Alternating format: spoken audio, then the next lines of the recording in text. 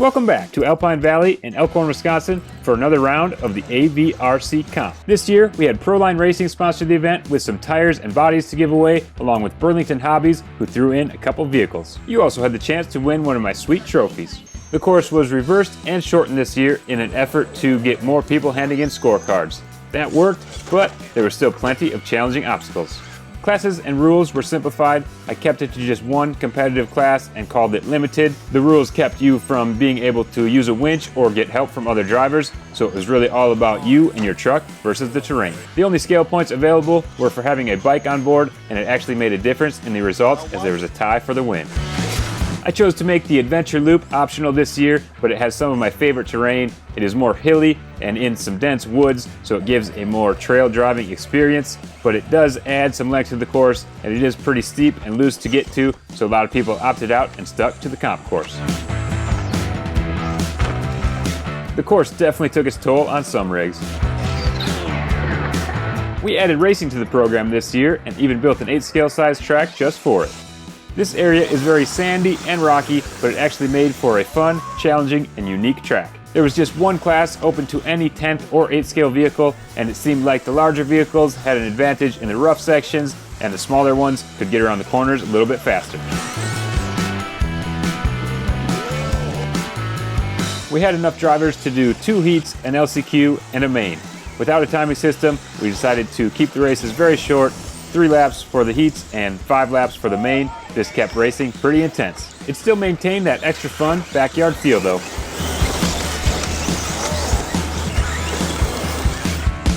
We also ran without marshals, so if you made a mistake, your race might have been over.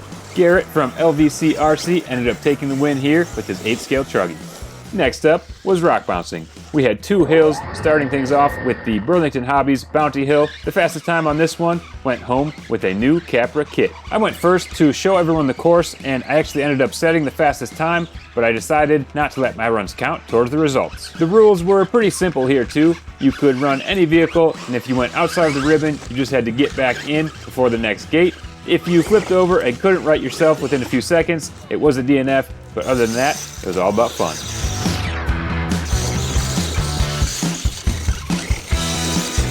We opened this up to any vehicle and had a few crawlers join the fun.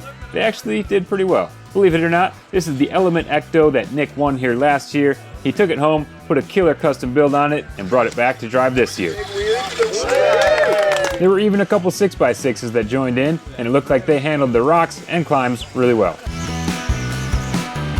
With only 1 run per driver, you had to strategize a little bit and decide if you wanted to go for it as fast as you could or take it a little bit more slow and steady to ensure you didn't get a DNF. We definitely saw both methods being used. This rig probably had the most power and side-to-side stability, but it looked like the size and setup made the tight corners pretty tricky.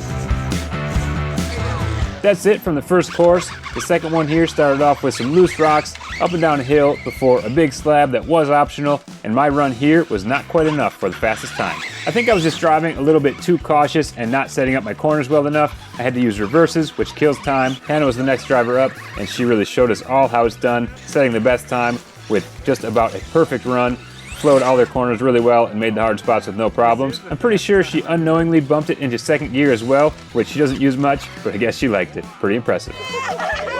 Luckily for the other drivers, I didn't let her score count either, but it sure was entertaining to watch them try to beat it. This event is always pretty fun and unique because everyone is watching you when you are driving, so the pressure is on. It is one of my favorite forms of RC, so I would love to see it grow. This was the optional line if you did not want to go for the big slab, or if you were in a crawler and did not have quite enough speed.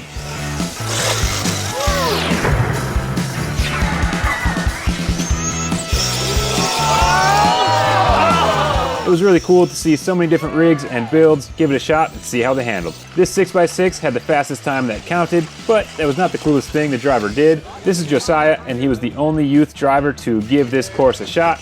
He didn't make it very far with his crawler, but Brad let him try his 6x6 and he made it much further. But not only that, Brad wanted to see him try the big slab, probably knowing that the rig had a good chance of being broken. To see that was really cool and definitely the highlight of the day, and it paid off for both of them because Josiah ended up going home with the 24 scale from Burlington Hobbies, and Brad won the overall for the best combined time and took home some Proline goodies. There was plenty of time to enjoy the crawler course after the racing and bouncing. There were a few people that hit everything, which was really cool to see. I tried to schedule it so you could do every event if you wanted to, and they handed in their scorecards just before the cutoff, so it worked out perfectly. There were just over 100 people crawling and somewhere between 10 and 20 in the racing and bouncing. I'm definitely happy with that turnout, and I think everyone had a good time. I want to thank everyone that came out to the event, the sponsors for providing some product to give away, and the whole Alpine Valley crew that not only allowed it to happen, but helped prep the area and get things ready. It is a big privilege to put on these events out here, and it was a lot of fun to see everyone out enjoying it. Hopefully, we will have more events in the future, but until then, please consider checking out Alpine for any of their many other activities.